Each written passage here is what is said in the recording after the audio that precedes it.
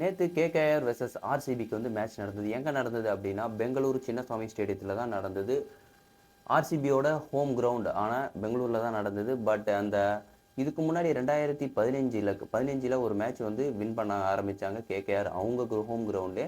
அதுக்கப்புறமும் வந்து தொடர்ந்துக்கிட்டே தான் இருக்குது. நேற்று மேட்ச்லையும் வந்து வின் பண்ணியிருக்காங்க.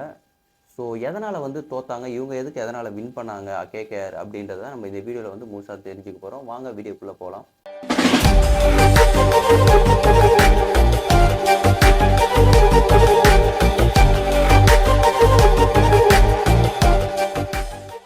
ஹாய் ஹலோ எவ்ரிவன், நான் உங்கள் குணாமூர்த்தி. நேற்று கேகேஆருக்கு ஆர்சிபிக்கு மேட்ச் நடந்தது. இது வரைக்கும் இந்த டாடா ஐபிஎல்லையே எந்த ஹோம் கிரவுண்டில் ஹோம் டீம் வந்து இப்போது சென்னை இருக்குன்னா சேப்பாக்கத்தில் அந்த மேட்ச் நடக்குது அப்படின்னா சென்னை ஜெயிச்சிருக்குது. அதே போல் ராஜஸ்தானில் நடந்ததுன்னா ராஜஸ்தான் டீம் ஜெயிச்சிருக்குது. பெங்களூரில் நடந்ததுன்னா பெங்களூர் டீம் வந்து ஜெயிச்சிருக்குது. பட் ஆனால் நேற்று வந்து ஹோம் கிரவுண்டுக்கு அகெயின்ஸ்டாக வந்து எந்த டீம் வந்திருக்குதோ, கேகேஆரும் நேற்று ஆர்சிபிக்கு நடந்தது. ஹோம் டீமான ஆர்சிபியை வந்து கேகேஆர் வந்து தோக்கடிச்சிட்டாங்க. அதுவும் எப்படி அப்படின்னா, அவங்க இதுக்கு முன்னாடி வந்து 2015 கிட்டத்தட்ட ஒரு 4-5 வருஷமாகவே அவங்க ஹோம் கிரவுண்டில் நடக்கிற மேட்ச்சில் வந்து கேகேஆர் வந்து வின் பண்ணிக்கிட்டு தான் இருக்காங்க. நேற்று வந்து டாஸ் வின் பண்ணி கேகேஆர் வந்து பவுலிங்கை வந்து சூஸ் பண்ணாங்க. இவங்க வந்து பேட்டிங் வந்து இறங்க ஆரம்பிச்சிட்டாங்க. ஆர்சிபி டீம் இறங்கின உடனே வழக்கம் போல் வந்து பாப் டிப்ளிசி அடிப்பார் நம்ம நினைச்சோம். பட் ஆனால் அவர் அடிக்கவே இல்லை. அவுட் ஆகிட்டு போய்கிட்டே இருந்துட்டாரு.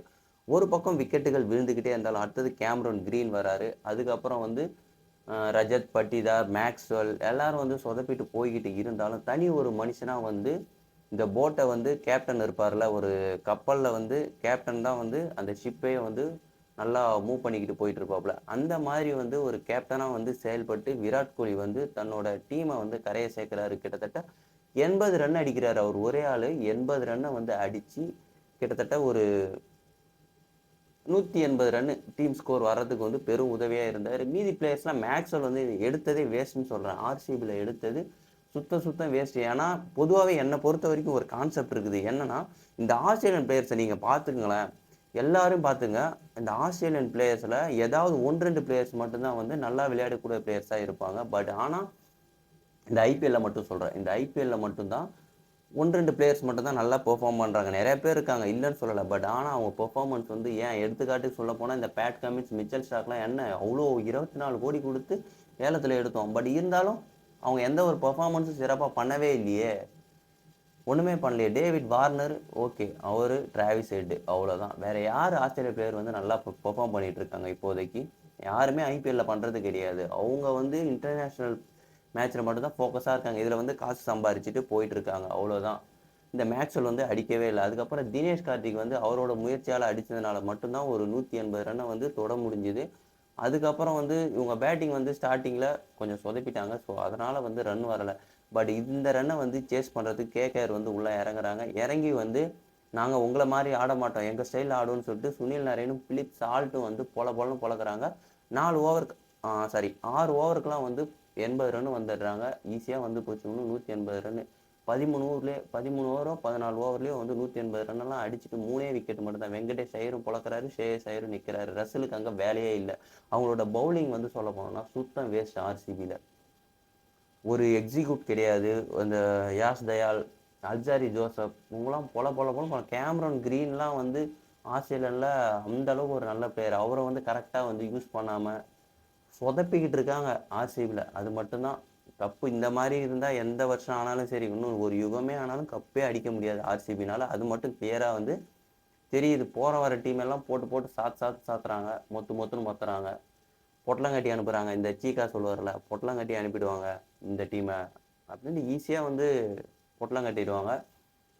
அண்ட் தென் மிச்சல் ஸ்டாக் நேற்றும் சரி, மிச்சல் ஸ்டாக் ஓவர நேற்று விராட் கோலி அந்தளவுக்கு பொலன்னு போந்தார். நேற்று ஒரு 50 போட்டார் மிச்சல் ஸ்டாக்கு. பேட்டிங்லேன்னு கேட்டால் இல்லை பவுலிங்கில் 50 ரன் வந்து விக்கெட் கொடுத்தாரு. சரி, 50 ரன் விட்டு கொடுத்தாரு, ஒரு விக்கெட்டு கூட எடுக்கலை. அது வழக்கமாக தொடர்ந்துட்டு தான் வந்து ஃபர்ஸ்ட் மேட்ச்லையும் சரி, 2வது மேட்ச்லையும் சரி நல்லா வாரி வழங்குவார் மிச்சல் ஸ்டாக்கு. அவருக்குலாம் எதுக்கு தண்டக்கர் மாந்தத்துக்கு 24 கோடி கொடுக்குறீங்க? அதுக்கு பேசாமல் இன்னொரு 2 டீமை வாங்கி போடலாம் கேகேஆர். அதேமாரி எஸ்ஆர்ஹெச்சில் பேட் கமின்ஸ், அது ஒரு கேப்டன்சி ஓகே. பட் ஆனால் பவுலிங்கில் அந்த அளவுக்கு ஒன்றும் சொல்லிக்கிற அளவுக்கு கிடையாது. 20 கோடி ஒர்த்தான்னு கேட்டால் 20 கோடி கொடுத்ததுக்கு இந்த வாட்டி கப்பு அடித்து கொடுத்தாகணும். கப்பு அடித்து கொடுக்கலன்னா அவருக்கு அந்த 20 கோடி ஒர்த்தே கிடையாது.